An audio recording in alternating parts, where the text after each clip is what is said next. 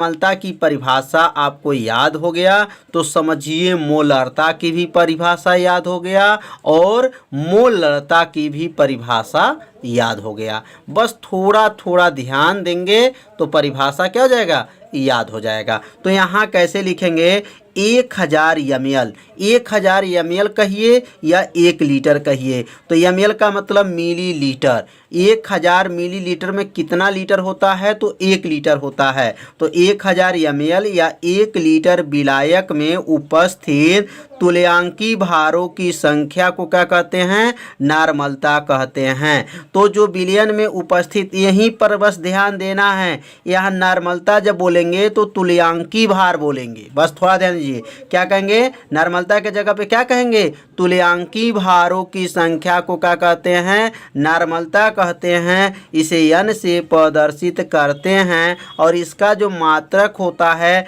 ग्राम तुल्यांक प्रति लीटर होता है। अगर हम मोलरता की परिभाषा को समझेंगे तो बस यहीं पर जो तुल्यांकी भार देख रहे हैं, तुल्यांकी भार को हटा देंगे और उसके जगह पे लिखेंगे मोलों की संख्या, परिभाषा बन गया।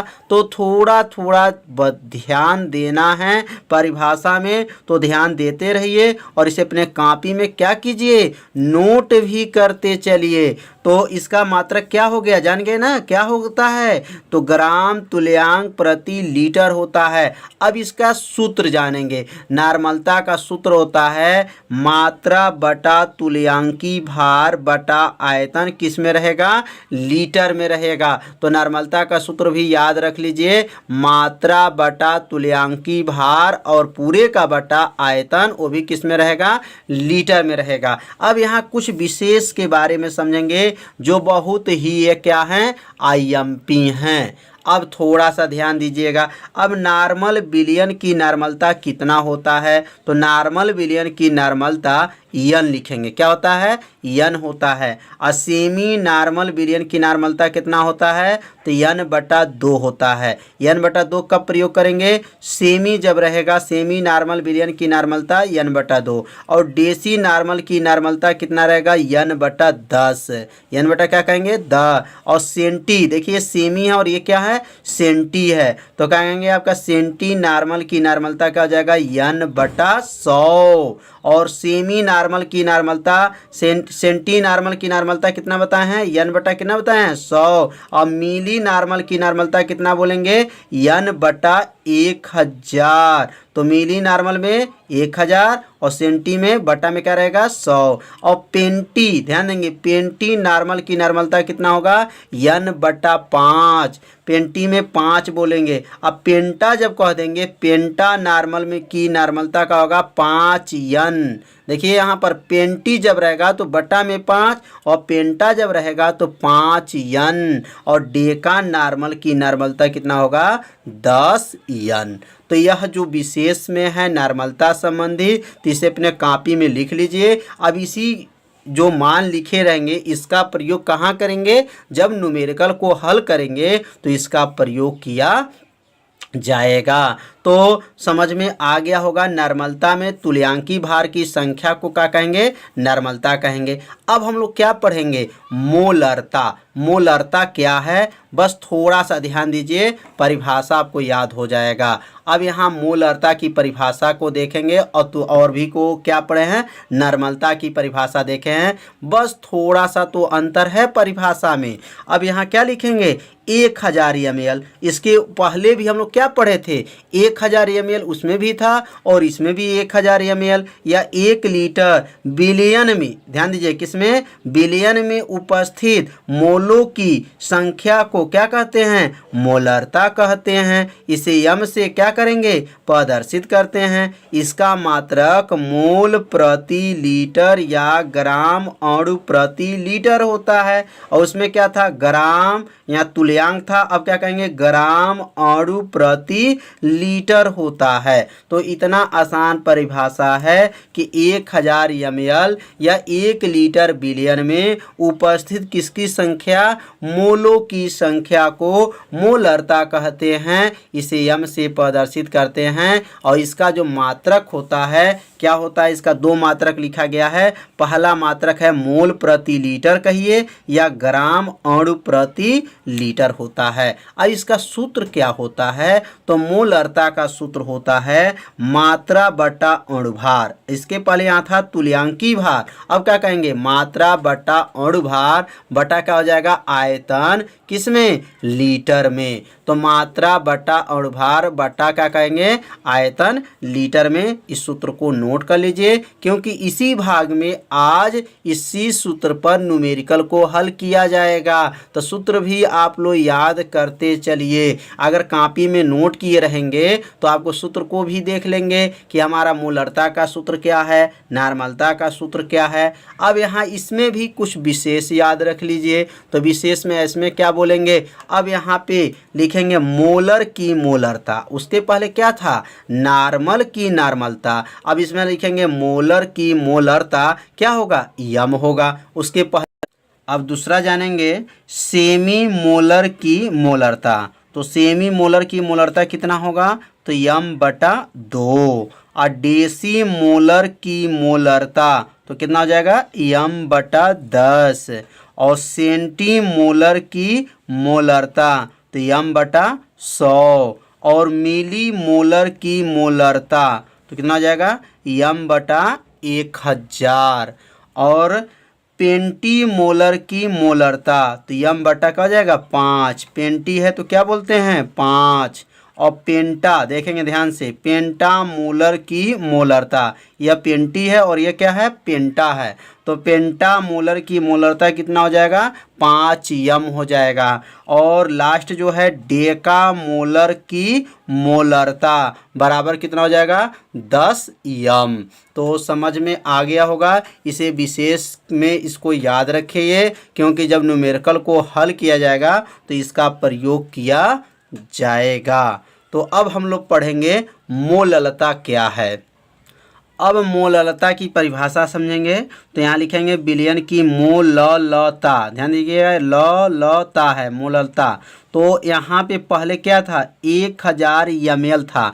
अब हम लोग क्या बोलेंगे इसमें 1000 ग्राम। और 1000 ग्राम को क्या कहते हैं 1 kg 1 किलोग्राम कहा जाता है। इसके पहले हम लोग पढ़े हैं यहाँ पर 1000 ml था। अब यहाँ पे ml के जगह पे क्या बोलेंगे ग्राम या 1 kg विलायक में उपस्थित मोलों की संख्या को मोललता कहते हैं। कितना आसान है 1000 ग्राम कहिए या 1 kg विलायक में उपस्थित मोलों की संख्या को मोललता कहते हैं। इसे स्मॉल यम याद रखेंगे, किसे स्मॉल यम से प्रदर्शित करते हैं। और इसका मात्रक ग्राम अणु प्रति केजी होता है। इसका मात्रक क्या होता है तो ग्राम अणु प्रति केजी होता है। अब यहाँ मोललता का सूत्र क्या होता है तो मोललता का सूत्र नोट कर लेंगे ग्राम बटा अणुभार बटा विलायक का भार। और विलायक का भार किस में तो केजी में। तो विलायक का भार किस में नोट करेंगे तो केजी में होगा। अब यहाँ विशेष में इसको याद रखेंगे कि मोललता ताप पर निर्भर नहीं करता है। याद रखेंगे मोललता किस पे ताप पर निर्भर नहीं करता है क्योंकि द्रव्यमान ताप पर निर्भर नहीं करता है। क्योंकि जो द्रव्यमान होता है वह ताप पर क्या करता है निर्भर नहीं करता है। इसलिए मोललता भी किस पे ताप पर निर्भर नहीं करता है। तो मोललता की परिभाषा बहुत आसान था। अब इस सूत्र को याद रखिएगा। अभी इसी सूत्र के सहायता से आगे सवाल बताया जाएगा। अब यहाँ पे मोलल विलयन क्या होता है तो मोलल विलयन की भी परिभाषा समझ लीजिए। अब लिखेंगे विलायक के 1 किग्रा में, विलायक के को किग्रा में 1 किग्रा में पदार्थ का 1 मोल उपस्थित होने पर विलयन को मोलल विलयन कहते हैं। जो विलायक होते हैं उसमें 1 किग्रा पदार्थ का 1 मोल को मोल 1 मोल उपस्थित होने पर विलयन को क्या कहते हैं मोलल विलयन कहते हैं। कितना आसान है। माने 1 किग्रा पदार्थ में कितना मोल होना चाहिए, 1 मोल अगर उपस्थित होता है तो उस विलयन को क्या कहेंगे, मोलल विलयन कहते हैं। अब मोस्ट आईएमपी अब सूत्र आ गया है कि नार्मलता तथा मोलरता में क्या संबंध है। तो नार्मलता तथा मोलरता में संबंध याद रखिएगा, n बराबर होता है यम एन। यह आपका यन और यह यन में अंतर है, दोनों का नाम अलग अलग है। तो पहले इस सूत्र को नोट कर लेंगे कि नार्मलता तथा मोलरता में संबंध होता है यन बराबर यम एन। यन का नाम क्या है, तो नार्मलता है, यम का नाम क्या है, मोलरता है, और छोटा जो स्मॉल यन है उसका नाम क्या है, अम्लता है, क्षारीयता है और संयोजकता है। तो इसका 3 नाम, अम्लीयता, क्षारीयता और संयोजकता इसका नाम है। तो किसका यह संबंध था, नार्मलता तथा मोलरता में ये क्या है, संबंध है। सोडियम हाइड्रोक्साइड, तो सोडियम हाइड्रोक्साइड का सूत्र होता है NaOH होता है, और जल में घोलकर विलयन का कुल आयतन कितना है, 250 ml कर दिया गया। तो विलयन की नार्मलता ज्ञात कीजिए। तो नार्मलता कैसे ज्ञात करेंगे, तो सबसे पहले यहाँ लिखेंगे हल, और हल में यहाँ लिखेंगे मात्रा। क्या लिखेंगे, मात्रा। तो मात्रा इसमें कितना है, तो यहाँ नोट कर लेंगे, मात्रा जो है क ग्राम है, तो 4 ग्राम है। तो मात्रा बराबर लिखेंगे 4 ग्राम। अब ये मात्रा तो 4 ग्राम हो गया। उसके बाद से यहाँ लिखेंगे NaOH, NaOH का यहाँ लिखेंगे तुल्यांकी भार, यहाँ लिख देंगे तुल्यांकी भार। तो तुल्यांकी भार कैसे निकाला जाता है, अब एक एक लाइन को समझिए और तुल्यांकी भार को यहाँ पर निकालना सीखिए। तो Na का नाम है सोडियम, और सोडियम का परमाणु भार जो होता है वह 23 होता है। कितना होता है, 23 होता है प्लस। और O का कितना होता है, तो 16 होता है। और H का कितना होता है, तो H का जो होता है 1 होता है। अब ये 23, 16 और 1 जोड़ लेंगे तो कितना हो जाएगा, तो यह 40 हो जाएगा। कितना हो गया, 40। तो NaOH का तुल्यांकी भार कितना हो गया, 40 हो गया। अब यहाँ पे आयतन लिखेंगे। क्या लिखेंगे, आयतन। तो यहाँ आयतन कितना है, तो यहाँ नोट करेंगे आयतन जो है 250 ml है, 250 ml मिलीलीटर है। अब यहाँ 250 जब मिलीलीटर है तो इसको लीटर में बदलेंगे। तो लीटर में कैसे बदलाता है, अब यहाँ लिखेंगे 250, अब भाग कर देंगे। किससे भाग करेंगे, 1000 से भाग करेंगे तो क्या बन जाएगा, लीटर बन जाएगा। क्या बन जाएगा, लीटर। याद रखिएगा, जब ml से जब लीटर में बदलेंगे तो किससे भाग करते हैं, 1000 से भाग कर लेंगे। 0 से 0 खत्म, 25 से कन्नम 25, अब 25 चौको 100 कट गया। कटने के बाद कितना आएगा, तो यहाँ नीचे नोट करेंगे आयतन जो आ गया 1/4 लीटर आ गया। तो इसका मतलब पहले हम लोग क्या नोट किए, मात्रा, उसके बाद से तुल्यांकी भार और आयतन। और आयतन नोट करने के बाद से अब यहाँ पे सूत्र लिखेंगे नार्मलता का। अब यहाँ नार्मलता का सूत्र लिखने के बाद से तब उसके बाद से इसका मान इसमें क्या कर लेंगे, भर देंगे। तो यहाँ लिखेंगे नार्मलता।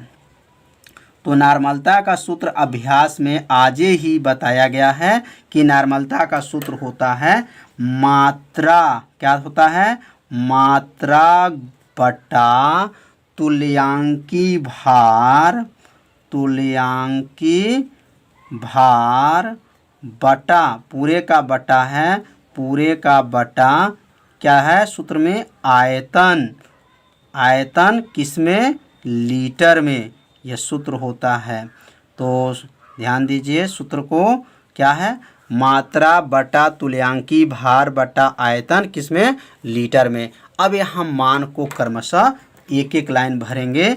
अब यहाँ पे बराबर पहले कर लेंगे, बराबर करने के बाद से मात्रा। तो मात्रा कितना है, तो 4 है। मात्रा कितना है, 4 बटा तुल्यांकी भार। तुल्यांकी भार कितना है, तो तुल्यांकी भार 40 है। तुल्यांकी भार 40 पूरे का बटा। और आयतन, आयतन कितना है, तो 1/4 4 है। आयतन कितना है? तो 1/4 है।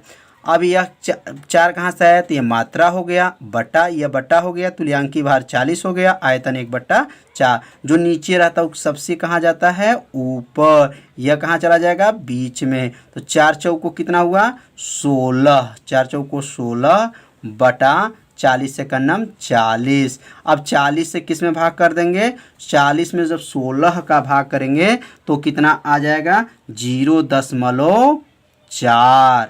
या इसको और भी छोटा, तो इससे छोटा जब करेंगे तो 4 चौको 16, 4 दहा में 40, तो 4/10 हो जाएगा। 10 से जब 4 में भाग करेंगे तो 0 क्या आ जाएगा? 4 आ जाएगा।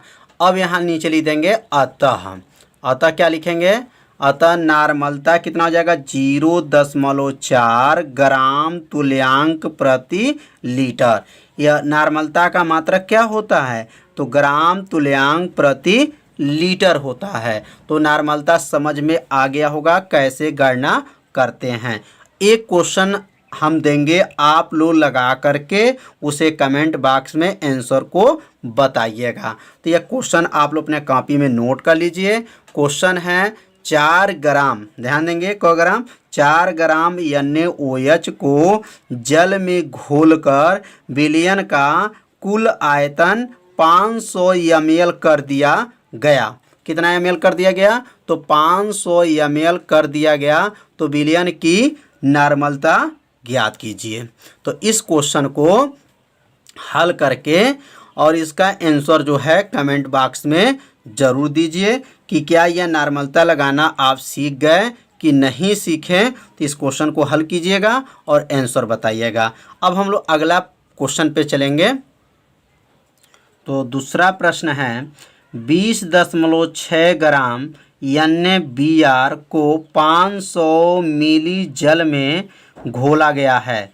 प्राप्त विलयन की मोलरता क्या होगी? Na बराबर 23 है और Br बराबर 80 है। Na बराबर 23 का मतलब हो गया कि Na का जो परमाणु भार होता है वह 23 होता है और Br का जो परमाणु भार होता है वह कितना होता है? 80 होता है। तो यह क्वेश्चन को पहले अपने कॉपी में नोट कर लीजिए और किसकी गणना करेंगे? मोलरता का। तो एक एक लाइन समझेंगे। अब यहाँ लिखेंगे हल। क्या लिखेंगे?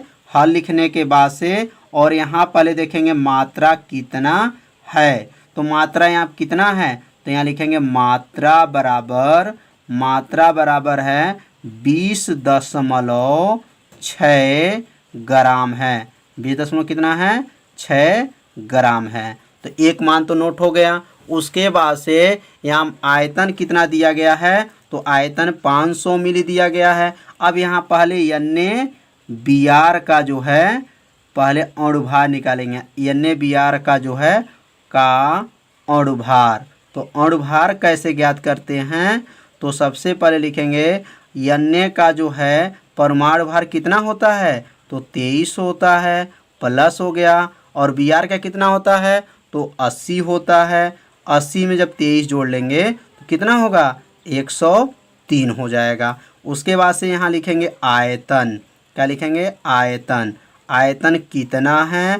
तो आयतन जो है 500 ml है। तो 500 यहाँ लिख देंगे ml है। अब यहाँ पर 500 बटा 1000 से क्या कर देंगे? भाग कर देंगे। जब 1000 से जब भाग कर देंगे तो किस में आ जाएगा? लीटर में आ जाएगा। अब यहाँ 0 से 0 को काट दीजिए। 5 × 5, 5 दूनी 10, कितना आ गया? बराबर कर लेंगे 1/2 लीटर। 1 कितना आ जाएगा? 2 लीटर हो जाएगा। तो समझ में आ गया होगा कि आयतन 1/2 लीटर कैसे हुआ। 500 ml था, 1000 से भाग करेंगे 1/2 लीटर हो गया। उसके बाद से यहाँ पे अब जो है सूत्र लिखेंगे मोलरता का। तो मोलरता का सूत्र क्या होता है? यहाँ लिखेंगे मोलरता बराबर होता है, मोलरता बराबर सूत्र को अभ्यास में बताया गया है। तो मोलरता का सूत्र क्या बताया गया है? मात्रा बटा अणुभार। क्या है? मात्रा बट्टा जो है अणुभार होता है और पूरे का बट्टा होता है पूरे का बट्टा। और यहाँ क्या लिखेंगे आयतन, आयतन लीटर में, आयतन किस में लिखेंगे लीटर में, यह सूत्र होता है। अब इसी में मान को क्या भरेंगे, ऊपर जो मान निकला हुआ है ये मान को इसमें क्या करेंगे भर देंगे। तो यहाँ पे पहले देखेंगे पहला मान क्या है तो मात्रा का है और मात्रा इसमें कितना दिया गया है तो मात्रा जो है 20.6 दिया गया है। तो मात्रा के जगह पे क्या लिख देंगे 20.6, 20 क्या हो गया 6 बटा, ये बटा है अणुभार, अणुभार कितना है तो अणुभार जो है 103 है। तो यहाँ अणुभार के सामने क्या लिखेंगे 103 पूरे का बटा आयतन, आयतन कितना है तो 1/2 है, आयतन की जब 1/2 रख देंगे। अब उसके बाद से यह मान जब भर लेंगे तो मान को भरने के बाद से यह 2 को कहाँ भेज देंगे सबसे ऊपर चला जाएगा और यह 1 जो है यहाँ पे चला जाएगा। अब जब 2 में इसमें गुणा करेंगे 20.6 में किससे गुणा करेंगे 2 से गुणा करेंगे तो 2 छके 12 को 2, फिर दशमलव लगाएंगे, फिर लिखेंगे 2 शून्य 0 और हासिल में लेके कितना हो गया 1 और 2 दूना 4, 4 तो 41.2 बटा यहाँ क्या हो जाएगा 103।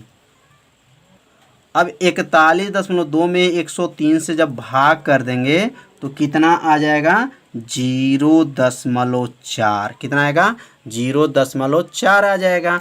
अब यहाँ नीचे लिख देंगे अतः, अतः लिखेंगे अतः मोलरता बराबर कितना आ गया तो मोलरता बराबर हो जाएगा, मोलरता बराबर कितना आया है 0.4। मात्रक क्या होता है इसका, इसका मात्रक बताया गया है ग्राम अणु प्रति लीटर, इसका मात्रक क्या हो जाएगा ग्राम अणु प्रति लीटर हो जाएगा या मोल प्रति लीटर भी हो जाएगा। तो यह क्वेश्चन समझ में आ गया होगा कि मोलरता कैसे गणना किया गया।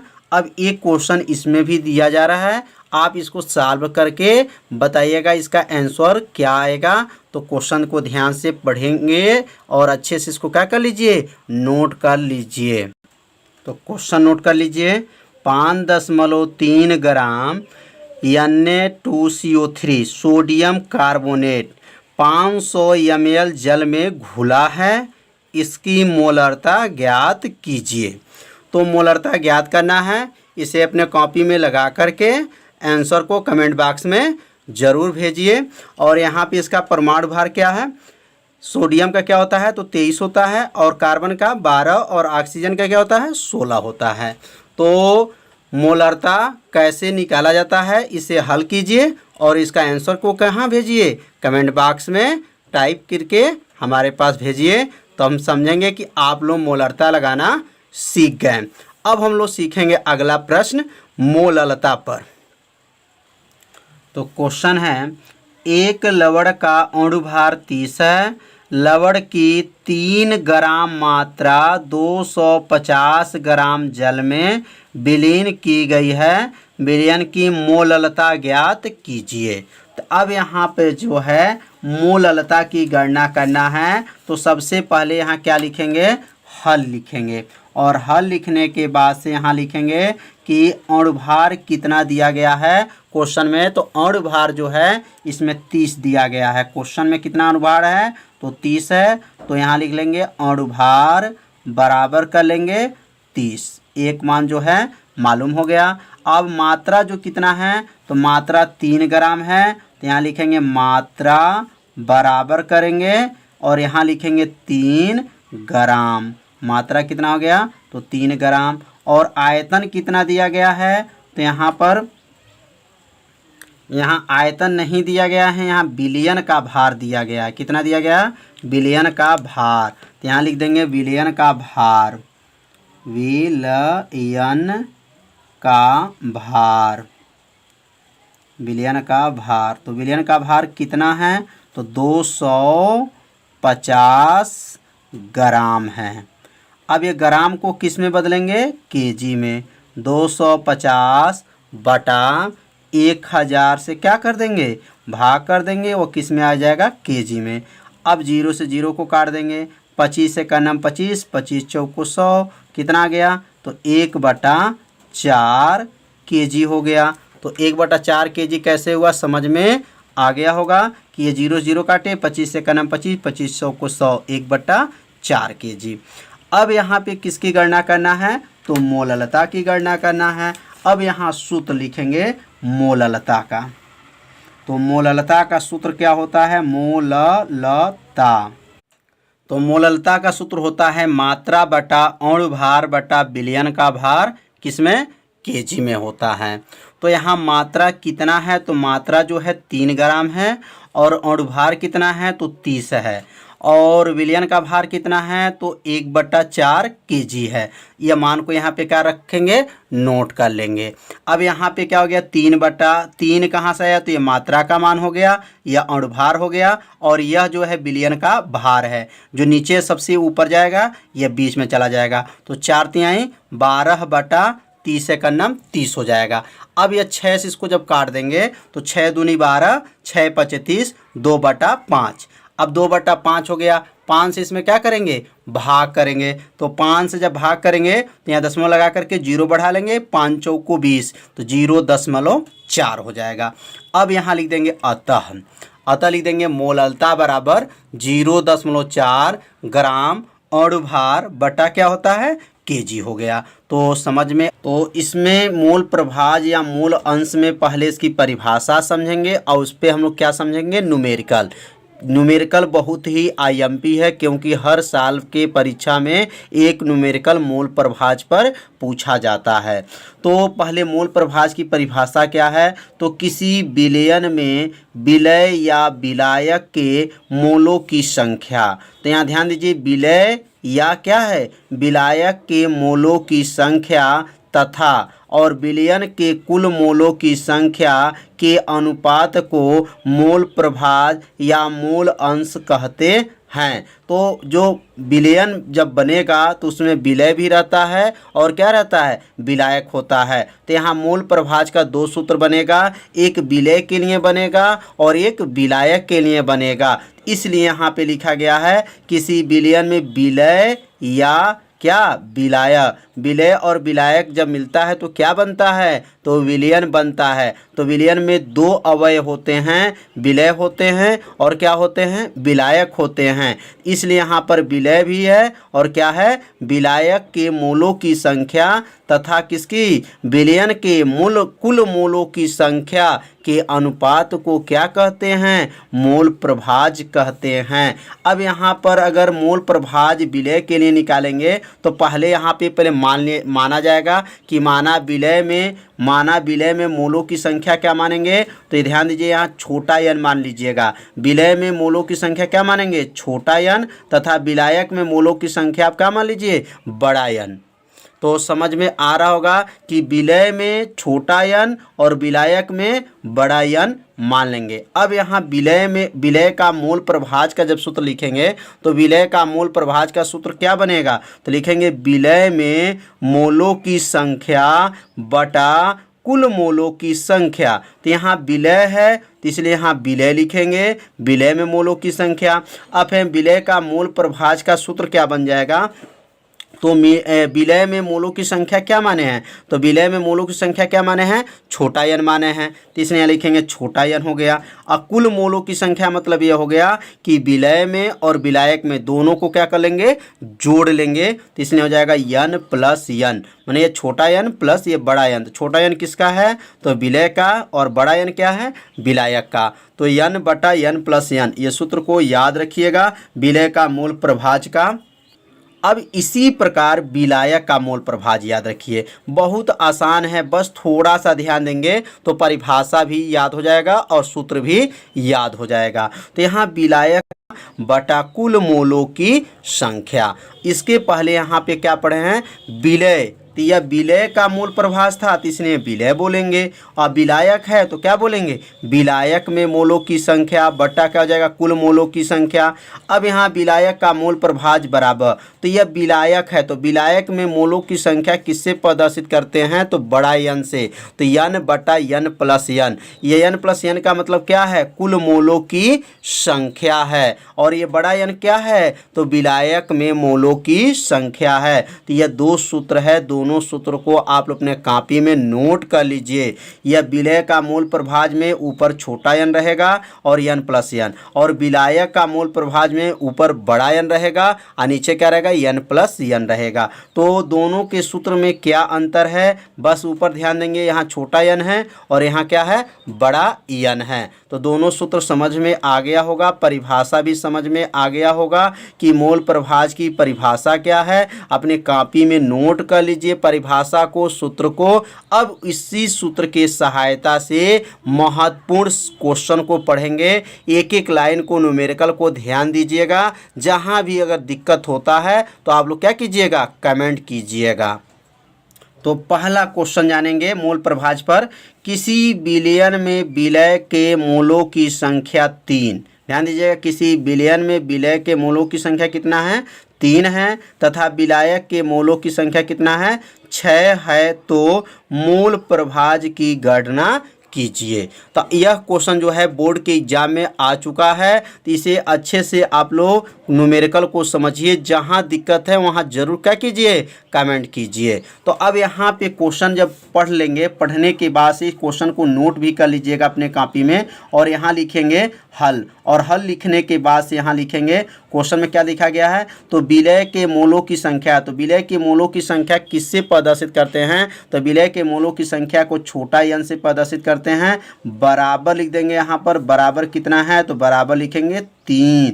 और विलायक के मोलों की संख्या किससे प्रदर्शित करते हैं, तो बड़ा यन से प्रदर्शित करते हैं। तो बड़ा यन कितना हो जाएगा, 6। तो ये समझ में आ रहा होगा कि छोटा यन और बड़ा यन क्या है। यहाँ पर जो है छोटा यन का मतलब क्या है, विलय के मोलों की संख्या है, और बड़ा यन क्या है, तो विलायक के मोलों की संख्या है। अब यहाँ पे मोल प्रभाज ज्ञात करेंगे। तो यहाँ इस क्वेश्चन में यह नहीं कहा गया है कि विलय का मोल प्रभाज या विलायक का मोल प्रभाज, केवल मोल प्रभाज कह दिया गया है। तो समझिएगा, जब केवल मोल प्रभाज कहा रहेगा क्वेश्चन में, तो दोनों का मान निकालना पड़ेगा, विलय का मोल प्रभाज और विलायक का मोल प्रभाज, दोनों की गणना करना पड़ेगा। अब यहाँ पे सूत्र लिखेंगे कि विलय का मोल प्रभाज का सूत्र क्या होता है। तो यहाँ सूत्र लिखाएगा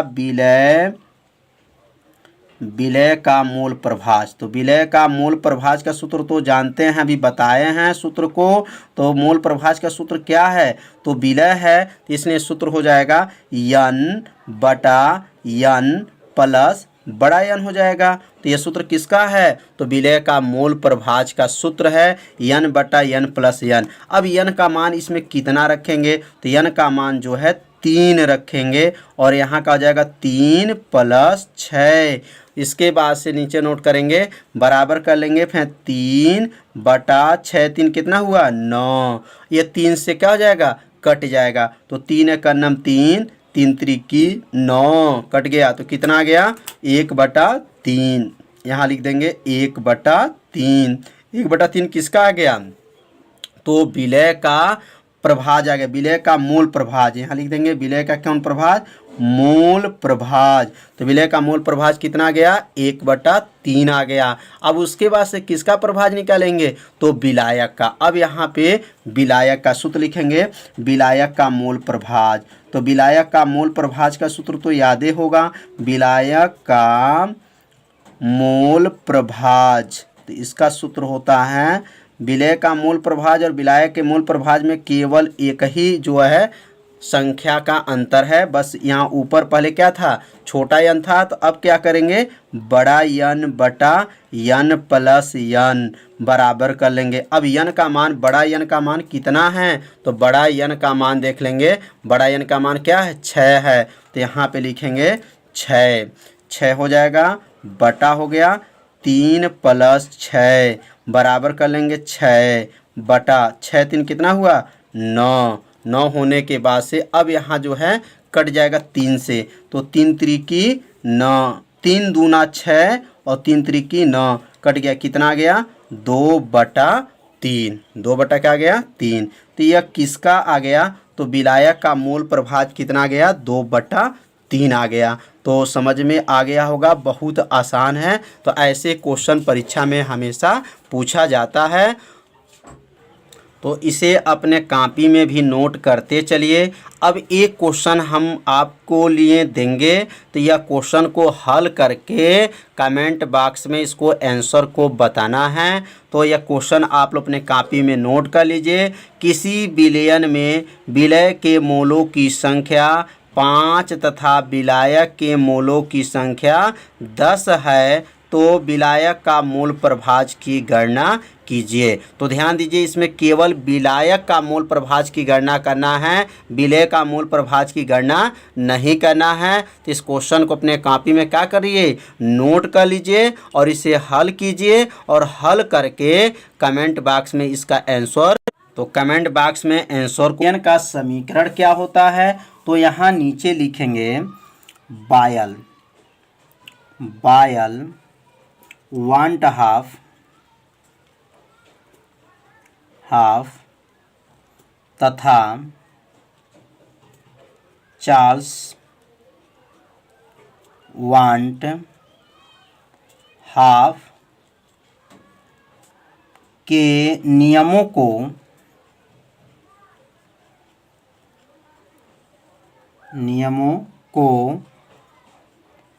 संयुक्त करने पर, नियमों को क्या करने पर, संयुक्त करने पर जो समीकरण प्राप्त होता है उसे क्या कहते हैं, आदर्श विलयन समीकरण कहते हैं। अर्थात बायल वांट हाफ का जो नियम और चार्ल्स वाल्ट हाफ के नियमों को क्या करेंगे, संयुक्त करने पर जो समीकरण प्राप्त होता है उसे आदर्श विलयन समीकरण कहते हैं।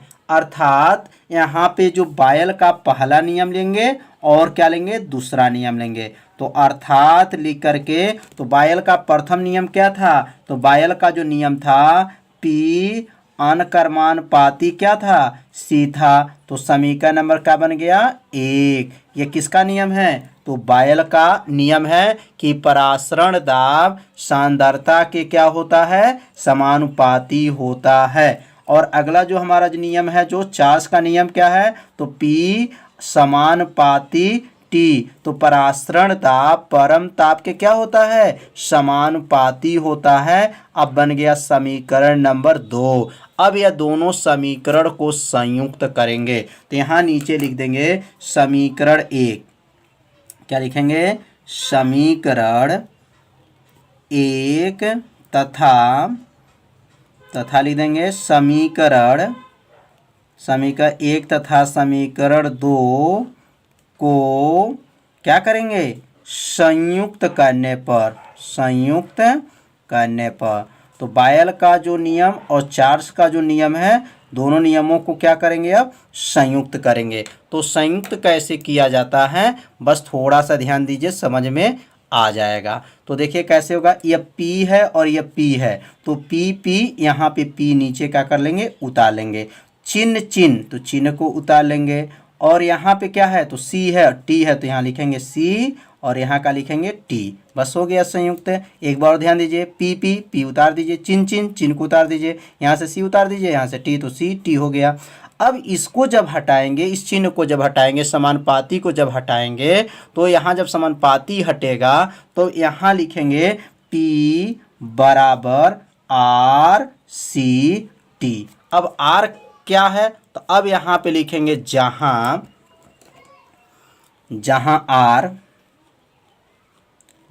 R लिख देंगे आदर्श, जहाँ R क्या नाम है, आदर्श गैस स्थिरांक है। जो R का नाम क्या है, आदर्श गैस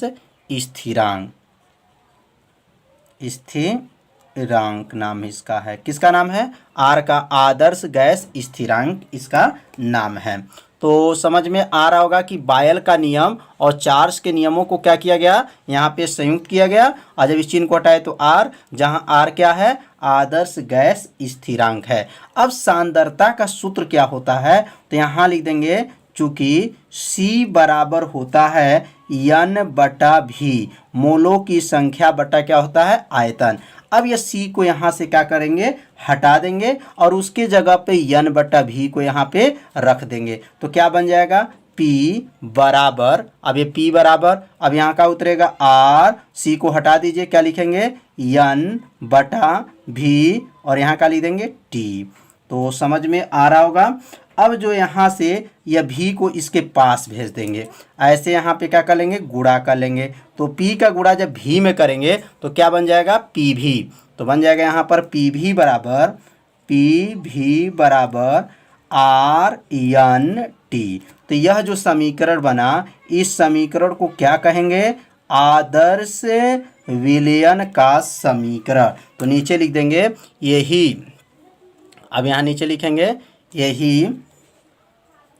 यही क्या है, आदर्श, यही आदर्श हो गया विलयन, आदर्श विलयन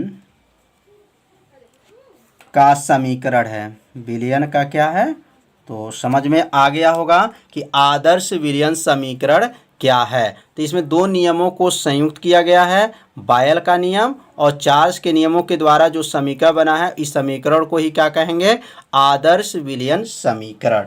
अब इसमें कुछ थोड़ा विशेष के बारे में जानकारी रखेंगे। तो अब यहाँ पे लिखेंगे आदर्श जो अभी पढ़े हैं विलयन समीकरण, क्या सूत्र था, तो पी भी बराबर था, पी भी बराबर आर एन क्या था, टी था। तो पी है आर एन टी। तो आर का नाम क्या बताए हैं, तो आर का नाम है आदर्श गैस स्थिरांक और एन का नाम क्या है, तो एन का नाम है मोलों की संख्या और टी का क्या नाम है, परम ताप। अब यहाँ पे जो है एन का सूत्र लिख देंगे। अब एन का क्या सूत्र होता है, तो एन बराबर होता है मोलों की संख्या बराबर होता है भार बटा अणुभार। भार बटा क्या होता है, अणुभार। तो भार किससे प्रदर्शित करते हैं, तो W से, और अणुभार किससे प्रदर्शित करते हैं, तो M से। अब यहाँ पे जो है R को हटा देंगे और R के जगह पे क्या लिखेंगे, W बटा M। तो अब यहाँ लिखेंगे पी भी बराबर R उतर जाएगा, N को हटा देंगे और N के जगह क्या लिखेंगे, W बटा M इंटू टी। अब यह भी को नीचे भेज सकते हैं, तो P बराबर हो जाएगा R W T बटा और नीचे भी जाएगा तो क्या बनेगा, M भी। यह किसका सूत्र आ गया, तो यह जो सूत्र बना है परासरण दाब का सूत्र बन गया। किसके किसके संबंध में है, तो यह क्या है, भार है और यह क्या है, परम ताप, यह अणुभार और आयतन के पदों में यह सूत्र बना है। इस सूत्र के सहायता से न्यूमेरिकल को हल किया जाएगा आगे चल के। तो इस सूत्र को आप लोग याद कर लीजिए। तो R का मान कितना होता है, तो R का मान भी यहाँ नोट कर लीजिए। R बराबर कितना होता है, तो लिखेंगे R बराबर होता है, यहाँ चुकी लिख लीजिएगा, और R का मान होता है 0.0821 और यहाँ लिखेंगे लीटर वायुमंडल। लीटर क्या होता है, वायुमंडल प्रति, क्या होता है, प्रति हो जाएगा और यहाँ लिखेंगे डिग्री मोल। तो यहाँ पे प्रति इसके बटे के नीचे लिखिएगा, डिग्री प्रति क्या होता है, मोल। तो R का मान याद रखेंगे 0.0821 लीटर वायुमंडल प्रति डिग्री मोल होता है। तो इस मान को समझ में आ गया होगा और यह सूत्र को याद रखेंगे किसके लिए, न्यूमेरिकल लगाने के लिए। तो समझ में आया होगा। अब हम लोग पढ़ेंगे वाष्प दाब। अब हम लोग पढ़ेंगे क्या, वाष्प दाब क्या होता है। तो यहाँ अब वाष्प दाब की अब परिभाषा को समझेंगे कि वाष्प दाब क्या है। तो इसका उत्तर है जब किसी विलयन का जो परासरण दाब और वायुमंडलीय दाब आपस में क्या हो जाएं, बराबर हो जाएं।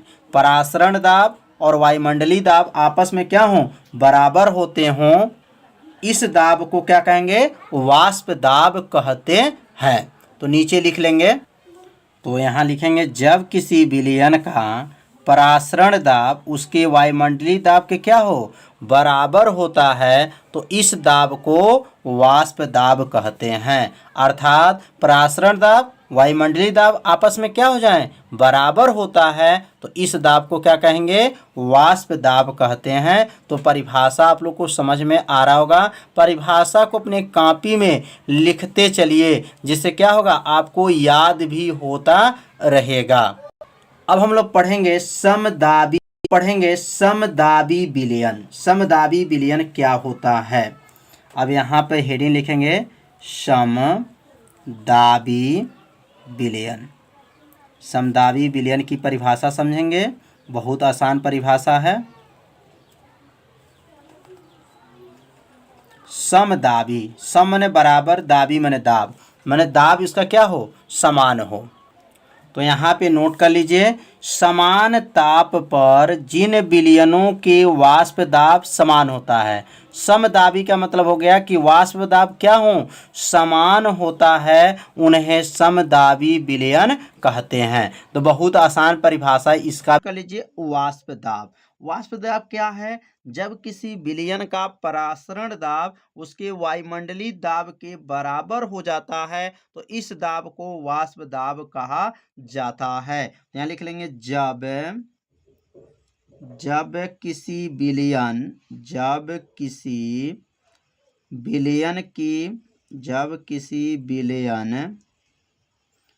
का लिखेंगे, जब किसी विलयन का परासरण दाब उसके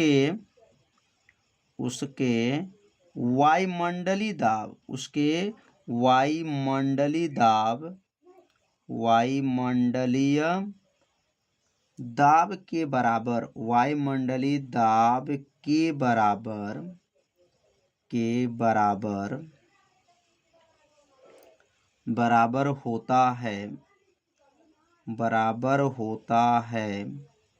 के बराबर होता है, तो इस दाब को क्या कहते हैं, वाष्प दाब कहा जाता है। वाष्प दाब कहते हैं। कितना आसान है, बस थोड़ा सा आप लोग को ध्यान देना है। क्या लिखेंगे, जब किसी विलयन का परासरण दाब उसके वायुमंडलीय दाब के क्या हो जाए, बराबर हो जाए, तो उसे दाब को क्या कहा जाता है, वाष्प दाब कहा जाता है। अब अगला परिभाषा यहाँ लिखेंगे समदाबी जो है विलयन क्या है, समदाबी विलयन की परिभाषा क्या है। बहुत सरल भाषा में बताया जाएगा, जिससे आपको तुरंत याद हो जाए। समदाबी विलयन क्या है, तो कहेंगे समान ताप पर जिन विलयनों का वाष्प दाब क्या हो जाए, समान हो जाए, उन्हीं को क्या कहा जाता है, समदाबी विलयन कहा जाता है। यहाँ लिख लेंगे समान ताप पर जिन विलयनों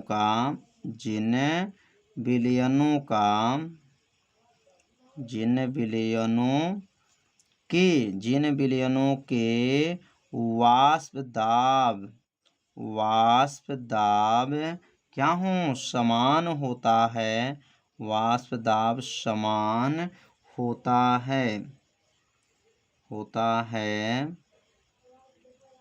उन्हें समदाबी विलयन कहते हैं। समदाबी विलयन कहते हैं। कितना आसान है, बस 2 लाइन की परिभाषा है। क्या लिखेंगे, समान ताप पर जिन विलयनों के वाष्प दाब क्या हों, समान हों, उन्हें समदाबी विलयन कहते हैं। अब हम लोग पढ़ेंगे मोस्ट आईएमपी। मोस्ट आईएमपी का मतलब यह हो गया कि यह हर साल के बोर्ड के पेपर में पूछा जाता है। क्या है हेडिंग? लिखेंगे यहाँ पर वाष्प दाब का औनमन। वाष्प दाब का औनमन। तो कुछ पेपर में कैसे प्रश्न पूछा जाता है? तो वाष्प दाब का औनमन से आप क्या समझते हैं? ऐसे बोर्ड के पेपर में पूछा जाता है। तो वाष्प दाब का औनमन बहुत ही सरल भाषा में बताया जाएगा। एक वाष्प दाब का औनमन होता है, तो एक वाष्प दाब का क्वथनांक का जो है एक उन्नयन होता है। औनमन की जगह पे एक बार क्या पढ़ेंगे? उन्नयन पढ़ेंगे। तो अब यहाँ पे बहुत सरल भाषा में इसकी परिभाषा है, जब किसी विलायक में कोई अपद्रव्य पदार्थ मिला दिया जाता है तो उसका वाष्प दाब घट जाता है। तो वाष्प दाब को, यह कमी को ही वाष्प दाब का औनमन कहते हैं। कितना आसान परिभाषा है। लिखेंगे यहाँ पर जब किसी विलायक, क्या लिखेंगे? जब किसी विलायक में कोई अपद्रव्य पदार्थ मिलाया जाता है। कोई अपद्रव्य पदार्थ जो है मिलाया जाता है, मिला दिया जाता है, मिला दिया जाता है तो उसका वाष्प दाब घट जाता है। वाष्प दाब क्या होता है? घट जाता है। वाष्प दाब में यह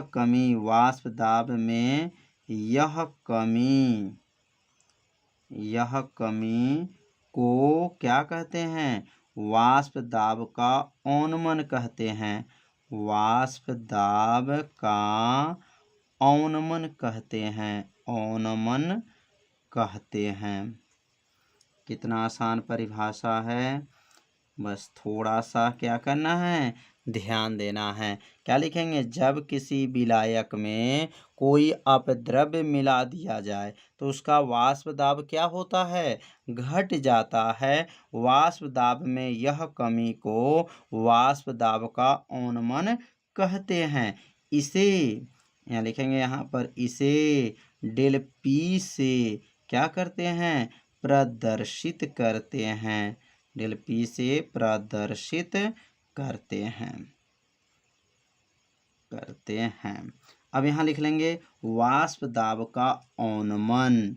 वाष्प दाब का औनमन, इसका सूत्र क्या बन जाएगा? वाष्प दाब का अवनमन का सूत्र बन जाएगा डेल पी बराबर होता है P0 माइनस PS होता है। इस सूत्र को आप लोग याद रखिएगा। P0 बराबर क्या होता है? डेल P बराबर क्या होता है? P0 माइनस PS होता है। अब यहाँ नाम याद रखेंगे, जहाँ लिख लेंगे P0 का नाम क्या है? तो यहाँ लिख लेंगे जहाँ P0 का जो है नाम हो जाएगा विलायक का वाष्प दाब। P0 का नाम क्या है? विलायक का वाष्प दाब। विलायक का क्या है?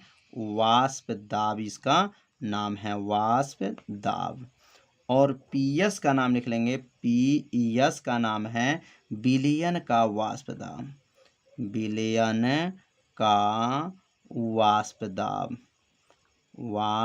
दाब। तो समझ में आ गया होगा P0 का नाम क्या है और PS का नाम क्या है। तो P0 का नाम विलायक का वाष्प दाब और PS का नाम क्या है? तो विलयन का जो है वाष्प दाब। तो अब अगला हेडिंग जो होगा, अगला हेडिंग होगा क्वथनांक का।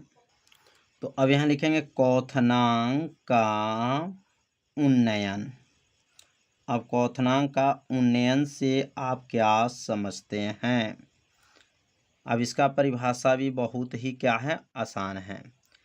तो अब यहाँ लिख लेंगे जब किसी विलयन में, अब इसके पहले क्या था, जब किसी विलायक में, अब यहाँ लिखेंगे जब किसी विलयन में कोई अपद्रव्य पदार्थ मिलाया जाता है तो उसके क्वथनांक में क्या होती हैं, वृद्धि हो जाता है। इस वृद्धि को ही क्या कहा जाता है, क्वथनांक का उन्नयन कहते हैं। इसे डेल टीबी से प्रदर्शित किया जाता है। तो यहाँ परिभाषा लिख लीजिए,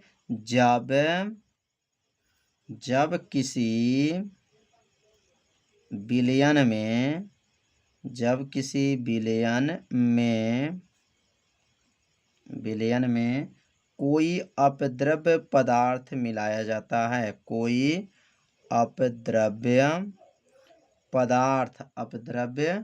पदार्थ मिलाया जाता है, पदार्थ मिला दिया जाता है, मिला दिया जाता है, तो उसके क्वथनांक में, उसके क्या लिखेंगे, यह क्वथनांक है तो क्वथनांक होगा, वो पहले क्या था, वाष्प दाब था तो वाष्प दाब में, तो उसके क्वथनांक में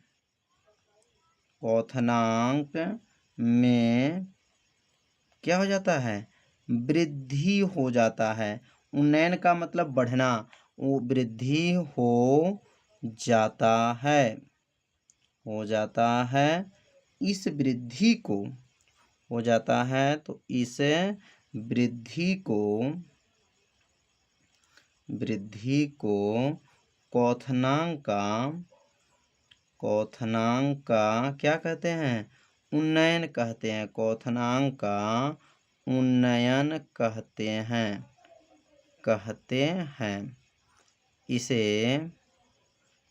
इसे लिखेंगे यहाँ पर, इसे डेल टीबी से क्या करते हैं, प्रदर्शित करते हैं, डेल टीबी से प्रदर्शित करते हैं। कितना आसान है, बस थोड़ा सा ध्यान देना है। परिभाषा क्या लिखें, जब किसी विलयन में कोई अपद्रव्य पदार्थ क्या कर दें, मिला दिया जाए, उसके क्वथनांक में क्या हो जाए, वृद्धि हो जाता है, तो इस वृद्धि को क्वथनांक का उन्नयन कहते हैं। इसे डेल टीबी से प्रदर्शित करते हैं। अब इसका सूत्र लिख लेंगे, क्वथनांक का उन्नयन, तो क्वथनांक का उन्नयन बराबर क्या होगा, तो यहाँ लिखेंगे डेल टी बी बराबर होता है टी माइनस टी जीरो हो जाएगा। तो अब यहाँ पे इसका नाम रख लेंगे कि इसका नाम, टी का नाम क्या है और टी जीरो का नाम क्या है। तो यहाँ लिखेंगे टी जीरो का नाम लिखेंगे यहाँ पर, जहाँ टी जीरो बराबर हो जाएगा विलायक का जो है उन्नयन नाम है, विलायक का जो है क्वथनांक, ध्यान देंगे, विलायक का जो है क्वथनांक नाम है, और टी का नाम हो जाएगा विलयन का क्वथनांक। अगर इसका दूसरा भी परिभाषा लिखना चाहते हैं तो इसका दूसरा भी परिभाषा लिख सकते हैं। अब इसका दूसरा परिभाषा क्या होगा, तो विलयन का क्वथनांक और विलायक के क्वथनांक के अंतर को क्वथनांक का उन्नयन कहते हैं। इसका दूसरा परिभाषा क्या बन जाएगा, तो यहाँ लिखेंगे या, और या करके इसका दूसरा परिभाषा लिखेंगे कि विलयन का क्वथनांक, विलयन का क्वथनांक तथा विलायक का क्वथनांक, विलयन का क्वथनांक तथा विलायक का क्वथनांक का अंतर को, अंतर माने क्या है, यहाँ घटाना है, माने घटाव हो रहा है, इसलिए अंतर को क्या कहेंगे, अंतर को क्वथनांक का उन्नयन कहते हैं। अंतर को क्या कहेंगे, क्वथनांक का उन्नयन कहते हैं, क्वथनांक का उन्नयन कहते हैं। तो परिभाषा जो है समझ में आ गया होगा। यहाँ दो परिभाषा बताया गया, मतलब क्वथनांक का उन्नयन यहाँ पर ऊपर एक परिभाषा है और एक परिभाषा नीचे है। तो दोनों में से जो परिभाषा आपको याद हो जाए उस परिभाषा को आप सभी विद्यार्थी तैयार कर लीजिए। का उन्नयन क्या होता है? तो बहुत ही सरल भाषा में उत्तर बताया जाएगा। जब किसी विलयन में कोई अपद्रव्य पदार्थ मिला दिया जाए तो उसके क्वथनांक में क्या हो जाता है? वृद्धि हो जाता है। तो इस वृद्धि को क्वथनांक का उन्नयन कहते हैं। इसे डेल टीबी से क्या करते हैं? प्रदर्शित करते हैं। मतलब कोई विलयन है और उस विलयन में कोई अपद्रव्य पदार्थ को जब मिलाते हैं तो उसका क्वथनांक क्या हो जाता है? बढ़ जाता है। तो क्वथनांक के बढ़ने की क्रिया ही क्या कहलाता है? क्वथनांक का उन्नयन कहलाता है। इससे किससे प्रदर्शित करते हैं? इसे डेल टीबी से प्रदर्शित करते हैं। और इसका सूत्र लिख लेंगे। क्वथनांक का उन्नयन होता है डेल टीबी बराबर होता है टी माइनस जो है टी जीरो होता है।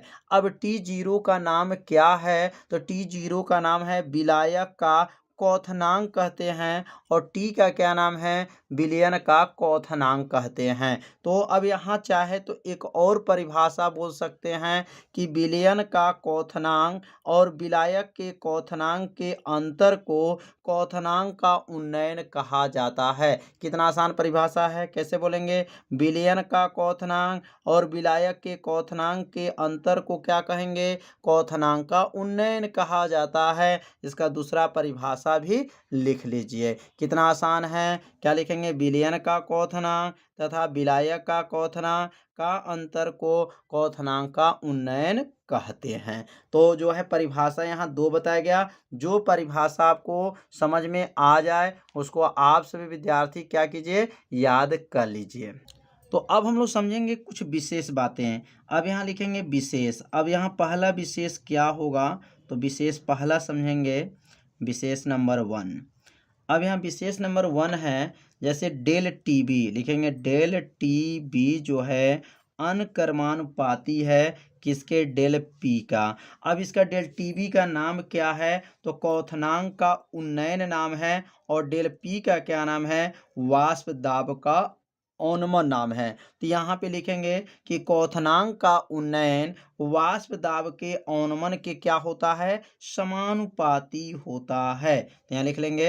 अब एक लाइन नीचे यहाँ पे लिखेंगे क्वथनांक का उन्नयन, क्वथनांक का उन्नयन, क्वथनांक का उन्नयन, क्वथनांक का उन्नयन, क्वथनांक का उन्नयन वाष्प दाब के, वाष्प दाब के, वाष्प दाब के औनमन के, वाष्प दाब के औनमन के क्या है?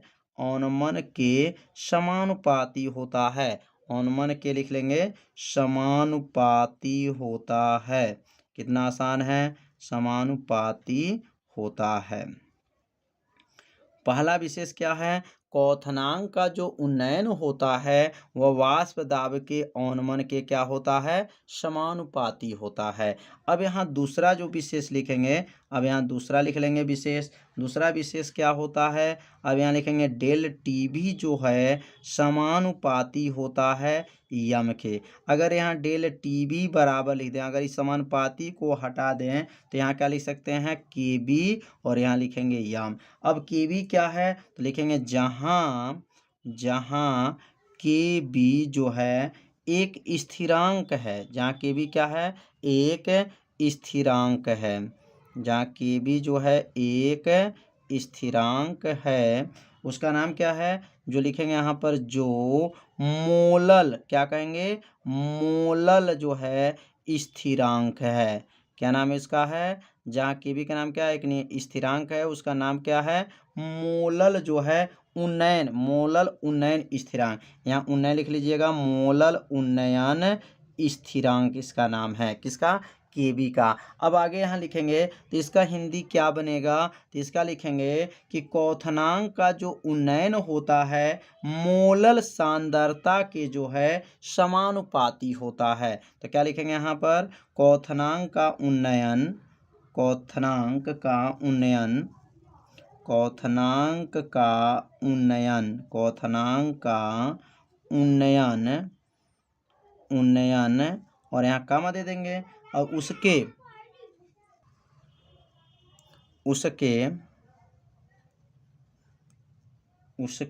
मोलल सांद्रता, उसके क्या लिखेंगे, मोलल सांद्रता के क्या होते हैं, समानुपाती होता है, मोलल सांद्रता के समानुपाती होता है। तो दो विशेष आपको याद रखेंगे, समानुपाती होता है। तो कैसे बना, क्वथनांक का उन्नयन, मतलब इसका नाम जो है क्वथनांक का उन्नयन हो गया और यम का नाम क्या है, मोलल सांद्रता के क्या नाम है, समानुपाती होता है। अब अगला हेडिंग होगा, तो अब यहाँ हेडिंग नोट कर लेंगे, क्वथनांक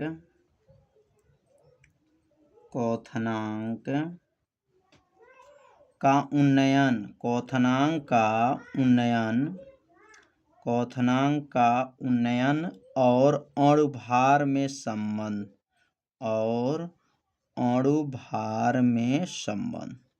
यह बहुत ही आईएमपी है, क्योंकि इसी के सहायता से जो है न्यूमेरिकल पूछा जाता है। तो इसलिए इस सूत्र को आप सभी विद्यार्थी तैयार रखिएगा, क्योंकि इसी सूत्र के माध्यम से हमको न्यूमेरिकल को हल किया जाएगा। और इसका क्या नाम है, क्वथनांक का उन्नयन तथा अणुभार में क्या है, संबंध। और यहाँ इसका दूसरा हेडिंग भी नोट कर सकते हैं कि मोलल उन्नयन, क्या लिख सकते हैं, मोलल, क्या लिखेंगे, मोलल उन्नयन स्थिरांक, मोलल उन्नयन स्थिरांक और अणुभार में संबंध, और क्या लिखेंगे, अणुभार में संबंध, यह जो है हेडिंग को नोट करें। यहाँ दो हेडिंग है, दोनों हेडिंग का उत्तर जो है सेम है। तो अब यहाँ पे जो है सूत्र होता है यम बराबर, अब सूत्र को लिख लेंगे, यम बराबर होता है 1000, क्या होता है, 1000 KB होता है। और यहाँ जो है स्मॉल जो है W बटा, और यहाँ लिखेंगे डेल TB होता है, और यहाँ कैपिटल W होता है। सबका नाम आप लोग याद रखिएगा, क्योंकि इसी सूत्र के सहायता से क्या करना है, न्यूमेरिकल को भी हल करना है। तो अब यहाँ पे जो है KB का नाम क्या है, तो यहाँ लिखेंगे जहाँ KB का नाम क्या है, फिर यहाँ पे लिखेंगे स्मॉल जो है W का क्या नाम है, डेल TB का क्या नाम है, और यहाँ जो है कैपिटल जो है W का क्या नाम है, और यहाँ पर यम का क्या नाम है। तो सबका नाम जो है आप लोग याद जरूर रखिएगा। तो यहाँ पे KB का नाम याद रखेंगे, इसका नाम है मोलल, क्या नाम है, मोलल उन्नयन स्थिरांक इसका नाम है, मोलल उन्नयन स्थिरांक। और W का नाम क्या है, W का नाम है विलय का भार। और डेल TB का नाम क्या है, तो डेल TB का नाम है क्वथनांक का उन्नयन, नाम इसको याद रखेंगे। और W का नाम क्या है, बड़ा W का नाम क्या है, तो लिखेंगे यहाँ पर विलायक, क्या लिखेंगे, विलायक का भार, यह किसका नाम है, बड़ा W का नाम है।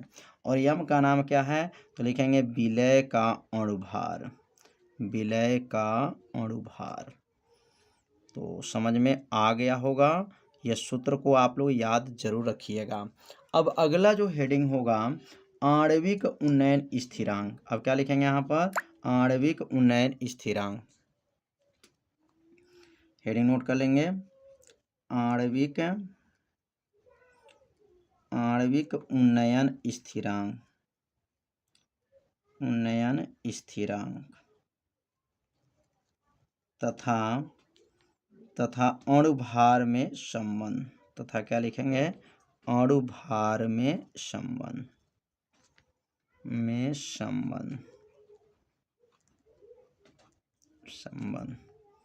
आणविक उन्नयन स्थिरांक तथा अणुभार में संबंध। अब इसका सूत्र क्या होता है, बहुत आसान है, बस थोड़ा सा आपको ध्यान देना है। तो सूत्र क्या है, यम बराबर होता है, बस ऊपर 1000 था तो तो यहाँ क्या लिखेंगे 100 लिखेंगे और यहाँ के और यहाँ W बटा डेल टी लिखेंगे और क्या लिखेंगे कैपिटल जो है W लिखेंगे। बस मतलब जहाँ आप 1000 था तो अब यहाँ क्या लिखेंगे 100 लिखेंगे और यहाँ के भी था तो के लिखेंगे और डेल टी भी था तो केवल डेल टी लिखेंगे। अब इसका प्रतीक में इसका नाम लिखेंगे के का क्या नाम है, तो जहाँ के का नाम क्या है, W का नाम क्या है, डेल टी का नाम क्या है और यम का नाम क्या है। तो यहाँ लिखेंगे आणविक उन्नयन स्थिरांक, आणविक उन्नयन स्थिरांक। यह किसका नाम है, तो के का नाम है, आणविक उन्नयन स्थिरांक। W का नाम क्या है, तो W का नाम होता है विलय का भार। क्या होता है, विलय का भार, यह W का नाम हो गया। डेल टीबी का नाम क्या है, क्वथनांक, क्वथनांक का उन्नयन, क्वथनांक का उन्नयन उसका नाम है, उन्नयन। और यम का नाम क्या है, अणु भार। तो यह दो हेडिंग जो है आप लोग अच्छे से समझ लिए होंगे। दोनों हेडिंग को जो है सूत्र आप लोग याद रखिएगा, क्योंकि ये दोनों सूत्र जो है बहुत ही महत्वपूर्ण माना जाता है। तो आज का या जिससे आपका एक नोट्स भी बनता रहेगा। तो हेडिंग को नोट कर लीजिए, हेनरी का नियम। अब इस नियम के अनुसार लिखेंगे। अब इनका नियम क्या है, लिखेंगे इस नियम के अनुसार, इस नियम के अनुसार। अब ये क्या बात बताए थे, तो लिखेंगे यहाँ पर इस नियम के अनुसार के बाद से जो है अब यहाँ लिखेंगे कि स्थिर ताप पर, मतलब यहाँ पे ताप जो है वह क्या हो, स्थिर हो। तो कहेंगे स्थिर ताप पर किसी विलायक, किसी विलायक के एकांक, विलायक के एकांक द्रव्यमान में, एकांक द्रव्यमान में घुली, एकांक द्रव्यमान में घुली गैस की मात्रा, घुली गैस की मात्रा, घुली गैस की मात्रा। और यहाँ पे देंगे कामा, गैस के दाब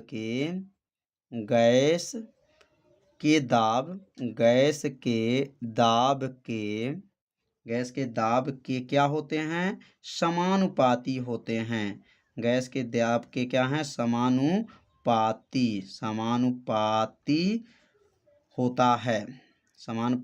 होता है। और यहाँ पे डबल इन्वर्टेड कामा को क्या करेंगे, बंद कर देंगे। और यहाँ लिखेंगे हेनरी का नियम कहलाता है, हेनरी का नियम कहते हैं।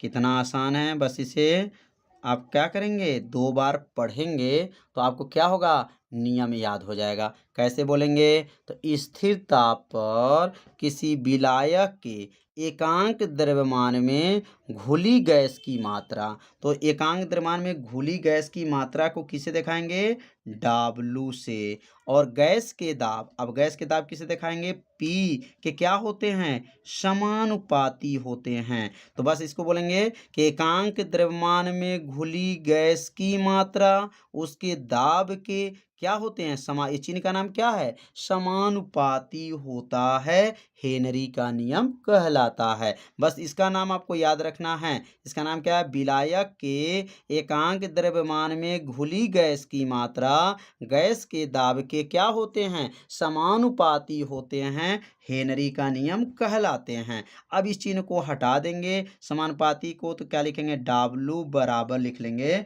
और यहाँ लिखेंगे के एच लिखेंगे, इंटू क्या हो जाएगा, P। और यहाँ लिखेंगे जहाँ के एच क्या है, एक स्थिरांक है, जहाँ के एच जो है क्या है, एक स्थिरांक है और उसका नाम क्या है, स्थिरांक है जो हेनरी स्थिरांक है, हेनरी स्थिरांक है। कितना आसान है। बस थोड़ा सा आपको ध्यान देना है, परिभाषा क्या होगा, याद हो जाएगा। तो अब यहाँ पे लिखेंगे, अब यहाँ पे इसको या कर लेंगे। या का मतलब यह हुआ कि इसको आगे लिखेंगे, किसको, के एच इंटू क्या हो जाएगा यहाँ पर, पी बराबर क्या है, डब्लू है। अब यहाँ पे अगर के एच बराबर लिखना चाहते हैं तो के एच किसके बराबर होगा, तो डब्लू बटा क्या हो जाएगा, पी के बराबर हो जाएगा। तो यहाँ पे याद रखेंगे कि के एच किसके बराबर है, डब्लू बटा जो है क्या है, पी के बराबर हैं। क्योंकि इसी सूत्र के सहायता से क्या करेंगे, न्यूमेरिकल को हल करेंगे। तो हेनरी का नियम जो है आप लोग अच्छे से समझ लिए होंगे, बस थोड़ा सा ध्यान देना है, इसी में ये नियम छिपा हुआ है। अब हम लोग लिखेंगे हेनरी के नियम की सीमाएं। अब यहाँ लिखेंगे हेनरी के नियम की सीमाएं, हेनरी के नियम के सीमाएं, नियम की सीमाएं। अब इसकी सीमाएं क्या हैं, कई बार परीक्षा में जो है 1 नंबर में पूछा गया है प्रश्न, जो है 1 नंबर वाले जो प्रश्न में ऐसे प्रश्न पूछा जाता है कि हेनरी का नियम की सीमाएं से सीमाएं क्या हैं, या हेनरी का नियम का उपयोग कहाँ किया जाता है। तो पहले हेनरी का सीमाएं समझ लेते हैं। तो इसकी सीमाएं जो हैं निम्न होते हैं। तो लिखेंगे हेनरी के नियम, हेनरी के नियम की सीमाएं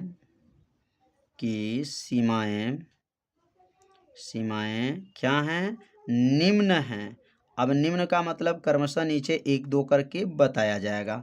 अब पहला सीमाएं क्या हैं, तो यहाँ पहला लिखेंगे, और पहला लिखेंगे कि गैस का दाब बहुत ऊंचे नहीं होना चाहिए। मतलब इसकी सीमा क्या होती हैं, तो गैस का दाब जो है बहुत ऊंचे नहीं होना चाहिए। तो लिख लेंगे गैस का दाब, गैस का दाब बहुत ऊंचे नहीं होना चाहिए, ऊंचे नहीं होना चाहिए। तो पहला जो है समझ में आ गया होगा, क्या है, तो कहेंगे गैस का दाब बहुत ऊंचे नहीं होना चाहिए। दूसरा है, दूसरा इसकी सीमाएं क्या हैं, तो लिखेंगे ताप बहुत कम नहीं होना चाहिए। मतलब जो टेम्परेचर है वह कम नहीं होना चाहिए, किसके नियम में, हेनरी के नियम में। तो लिखेंगे ताप बहुत कम नहीं होना चाहिए, नहीं होना चाहिए, होना चाहिए। कितना आसान है। तो कहेंगे गैस का दाब बहुत ऊंचा नहीं होना चाहिए और ताप बहुत कम नहीं होना चाहिए। तीसरा लिखेंगे, तीसरा इसकी सीमाएं क्या हैं, तो लिखेंगे विलायक गैस की, विलायक गैस की, विलायक गैस की आणविक अवस्था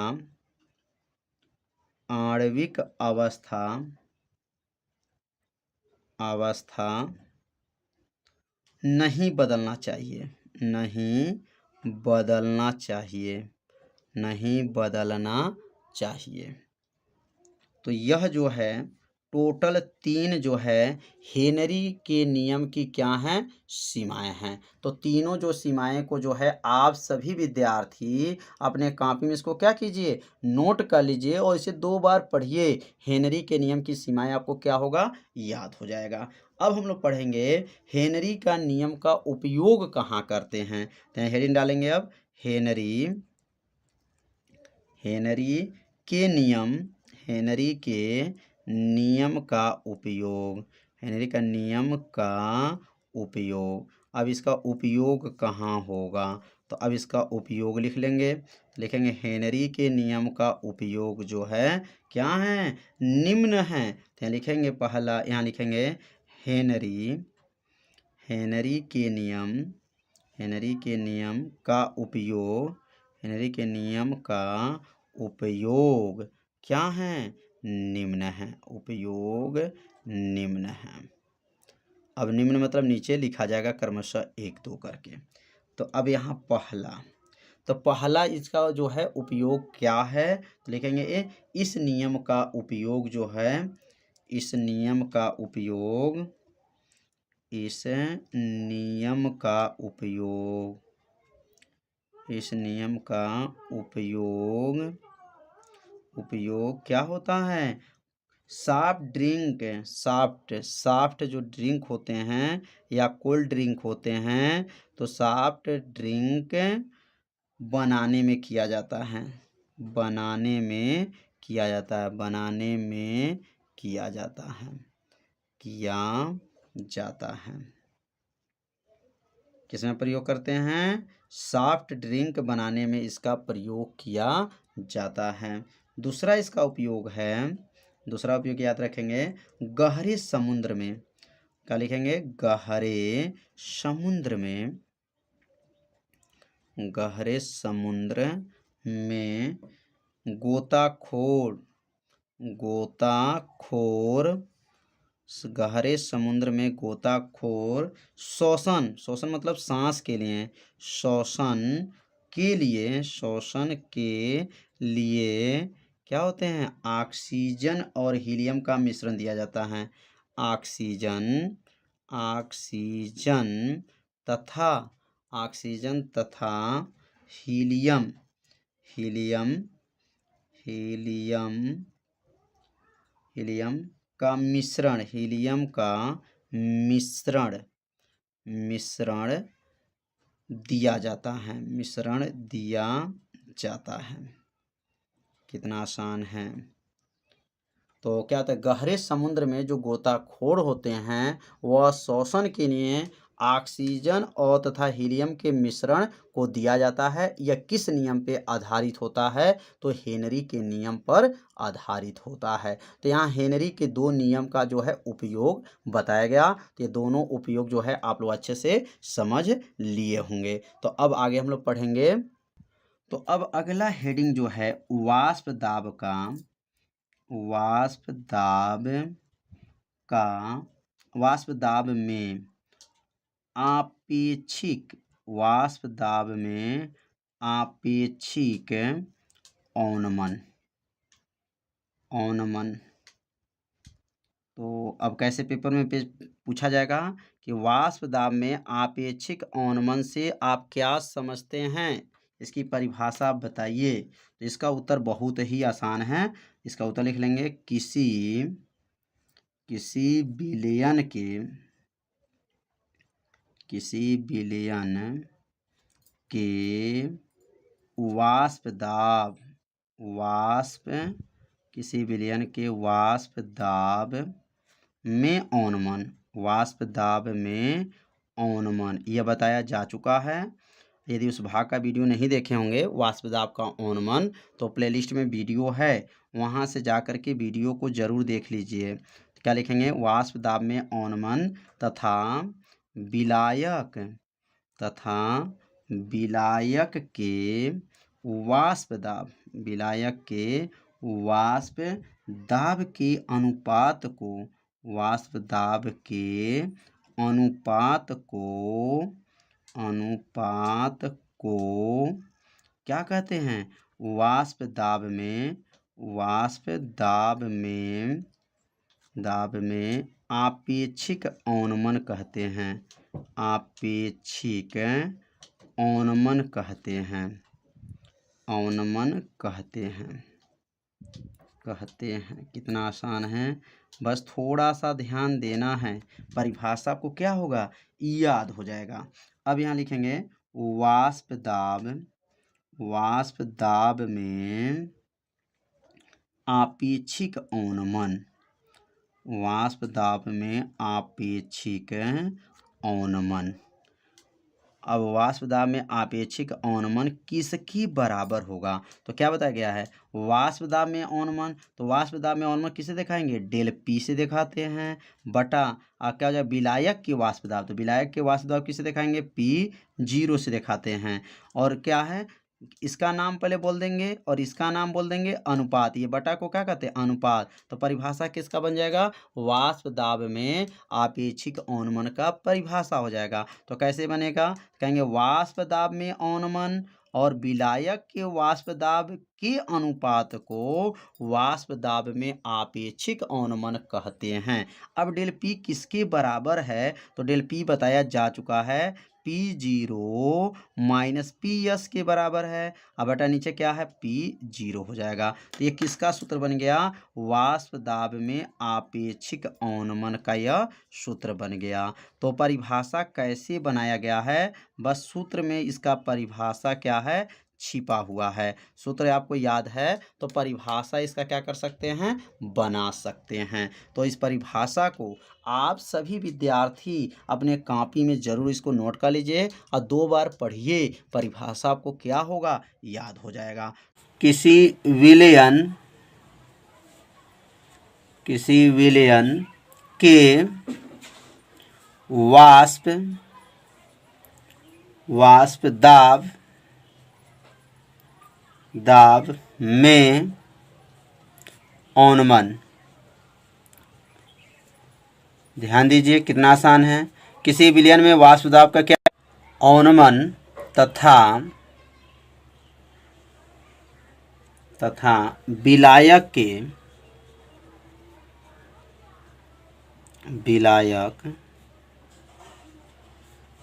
वाष्प दाब, विलायक के वाष्प दाब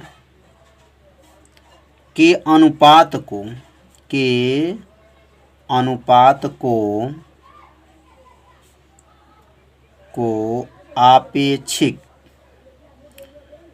को आपेक्षिक अवनमन कहते हैं।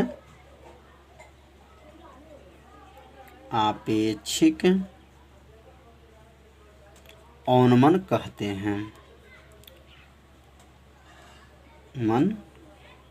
हैं। अब सूत्र से भी याद कर सकते हैं परिभाषा।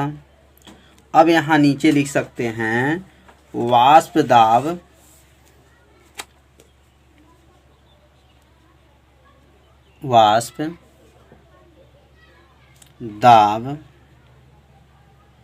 में आपेक्षिक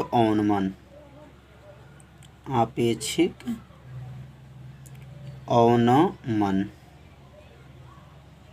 बराबर, यहाँ लिख सकते हैं डेल P बटा P0। अब इसका नाम क्या है, तो डेल P का क्या नाम है, तो डेल P का नाम है वाष्प दाब में अवनमन। तो ऊपर का नाम हो गया वाष्प दाब में अवनमन, और क्या नाम इसका, वाष्प दाब। इसका नाम है वाष्प दाब में अवनमन और इसका नाम क्या है, वाष्प दाब, और इसको अनुपात कहते हैं। ये जो बटा देख रहे हैं ना, इसको विज्ञान में अनुपात कहते हैं।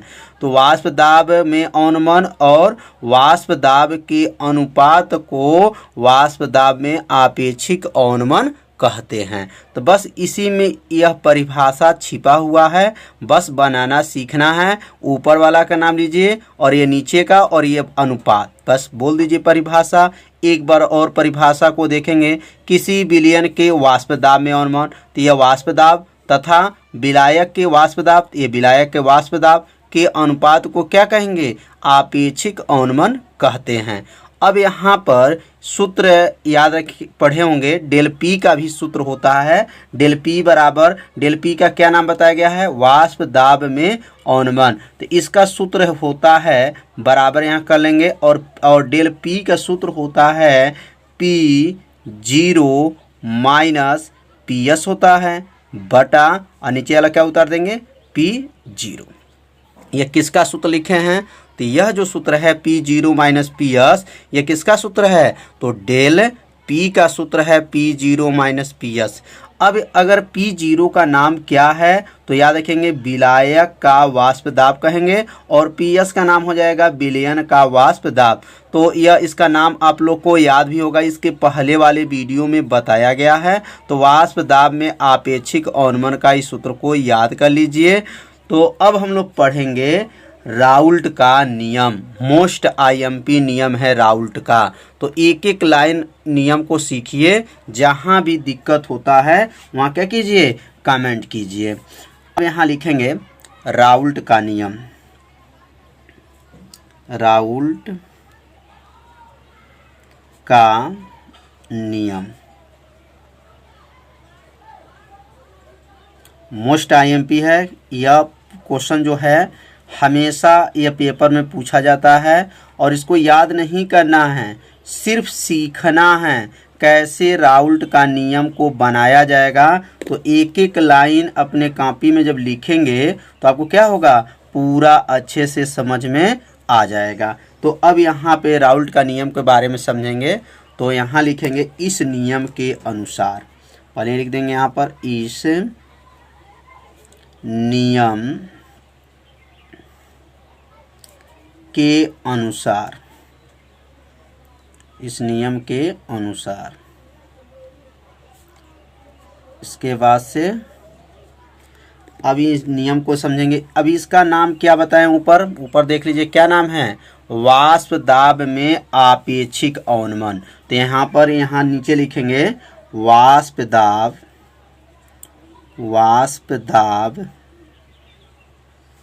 में आपेक्षिक अवनमन, आपेक्षिक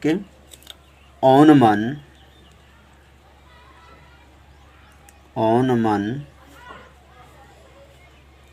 विलय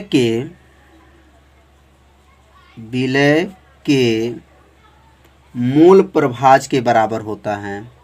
विलय के क्या, मूल प्रभाज के बराबर होता है, बराबर होता है। कितना आसान, वाष्प दाब में आपेक्षिक अवनमन, अभी ऊपर हम लोग पढ़े हैं वाष्प दाब में आपेक्षिक अवनमन, और ये क्या है, विलय के मूल प्रभाज के क्या होता है, बराबर होता है, बराबर होता है। यहाँ लिख देंगे राउल्ट का नियम कहलाता है, राउल्ट का नियम कहलाता है, राउल्ट का नियम कहलाता है। तो यहाँ राउल्ट का नियम में दो मान आपस में बराबर होते हैं, कौन कौन, वाष्प दाब में आपेक्षिक अवनमन और क्या है, विलय के मूल प्रभाज क्या होते हैं, बराबर होता है। तो उसे क्या कहेंगे, राउल्ट का नियम कहते हैं। तो राउल्ट का नियम का अब सूत्र समझेंगे। तो यहाँ लिखेंगे अर्थात, और अर्थात के नीचे लिख देंगे कामा, और यहाँ पे जो भी सूत्र लिखे हैं वाष्प दाब में आपेक्षिक अवनमन का सूत्र क्या है, तो ऊपर देखिए सूत्र है P0 माइनस PS बटा P0। तो यहाँ लिख सकते हैं P0 माइनस PS बटा P0। इसको O भी कह सकते हैं, O भी कहेंगे, PO माइनस PS बटा PO बराबर बराबर। अब ध्यान दीजिए, अब यहाँ पे जो है, अब ये किसका नाम हो गया, तो यह है वाष्प दाब में आपेक्षिक अवनमन हो गया। अब बराबर किसके है, तो विलय के मोल प्रभाज। तो इसके पहले विलय के मोल प्रभाज की पढ़ाई हो चुका है। यदि उस वीडियो को आप नहीं देखे हैं तो प्लेलिस्ट में ऑल वीडियो है, वो वीडियो को आप लोग जरूर देखिए। तो विलय का मोल प्रभाज का सूत्र क्या होता है, तो यन, ध्यान दीजिए यन छोटा यन होता है बटा, और यहाँ का होगा यन प्लस यन। यह किसका सूत्र है, तो यह विलय का मोल प्रभाज का सूत्र है। तो यह बराबर हो गया। तो किसके किसके बराबर है, तो राउल्ट का नियम में ध्यान देंगे, यह इसका नाम जो है क्या है, इसका नाम है वाष्प दाब में आपेक्षिक अवनमन, और इसका क्या नाम है, विलय के मोल प्रभाज के क्या होता है, बराबर होता है, राउल्ट का नियम कहलाता है। तो इसे अपने कॉपी में क्या कीजिए, नोट कर लीजिए। बहुत ही IMP ये नियम है, यह हमेशा पेपर में पूछा जाता है। तो इसलिए यहाँ पे क्या लिख लीजिए, IMP है, इम्पोर्टेंट है, यह महत्वपूर्ण है। तो अब हम लोग पढ़ेंगे, अब इनके नियम के माध्यम से सूत्र का छोटा सा एक निगमन पढ़ेंगे। सूत्र का निगमन है, तो एक एक लाइन यहाँ सूत्र को भी समझ लीजिए। अब यहाँ लिखेंगे यदि, यहाँ लिख देंगे यदि यन का क्या नाम है, यन का नाम तो आप लोग जानते हैं मोलों की संख्या। तो यहाँ यन बराबर सूत्र होता है भार बटा अणुभार होता है। ये छोटा है तो छोटा यन है तो इसने छोटा यन का नाम क्या है?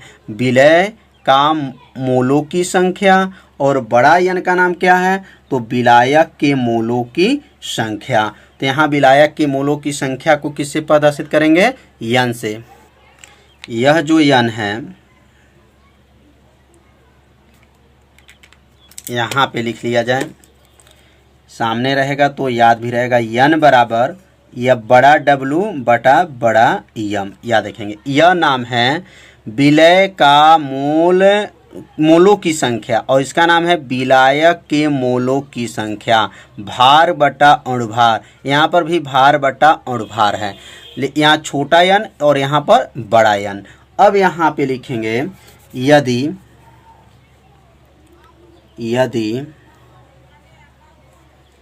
विलयन लिख सकते हैं। यदि विलयन बहुत तनु हो, बहुत क्या हो? तनु हो।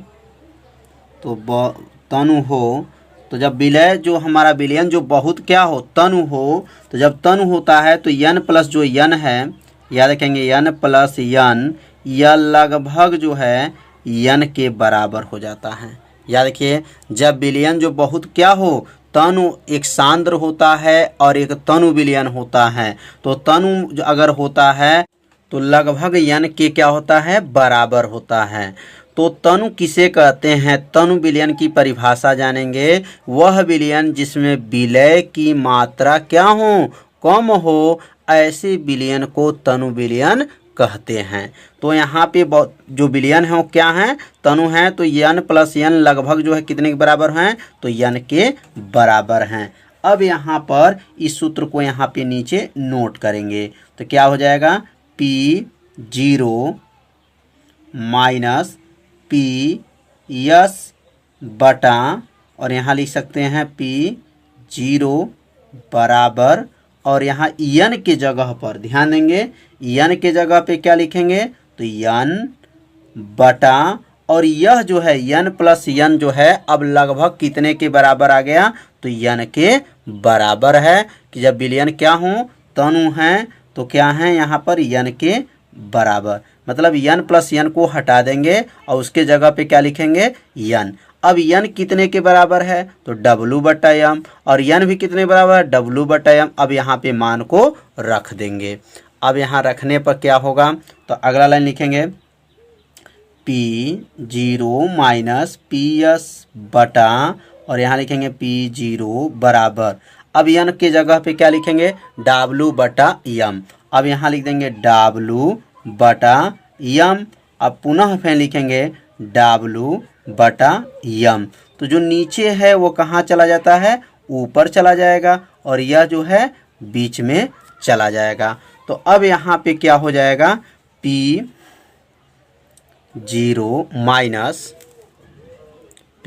माइनस क्या लिखेंगे? PS बटा P0 बराबर। अब ऊपर गया तो ऊपर जब चला जाएगा तो डब्लू, और ये क्या होगा? यम बटा, और यहाँ हो जाएगा आपका बड़ा वाला डब्लू यहाँ हो जाएगा और छोटा यम।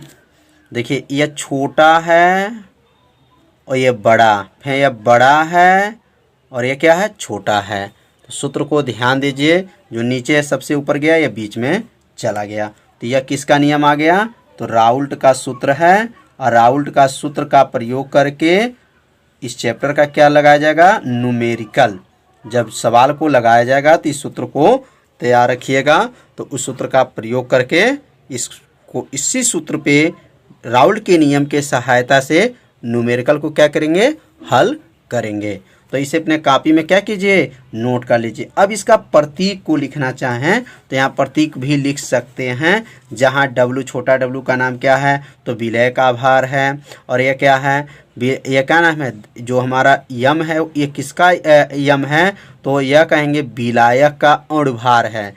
और यह जो है विलायक का भार है, और ये विलय का क्या है? अणुभार है। तो यहाँ प्रतीक में चाहे तो यहाँ जहाँ लिख सकते